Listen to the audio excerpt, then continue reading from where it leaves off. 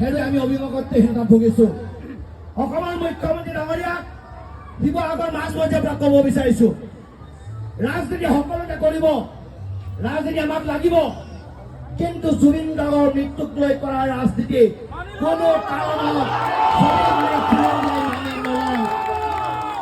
কোনোবা মহন্তক বচাবৰ কাৰণে আপুনি যদি অসমীয়া জাতিক অভিভাৱকত্বহীনতাত ভোগাইছে, অসমীয়া জাতিৰ অভিভাৱক কৰাইছে আৰু কলিজাৰ হিয়াৰ আমতুক কাহিনীৰ পাছত জুবিন গাৰ্গ অমৰ হওক। প্ৰদান কৰিম জুবিন দাক শ্ৰদ্ধাঞ্জলি দিয়াৰ উদ্দেশ্যে প্ৰজ্বলন কৰিলে সেইসকলক মাছ অংশৰ পৰা কাষলৈ আহিবলৈ অনুৰোধ জনাইছো। চাকি জ্বলাই সকলো আপোনালোক আঁতৰি যাব, কাৰণ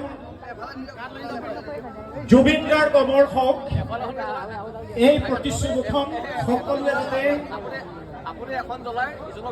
অন্তৰত ল'ব পাৰে।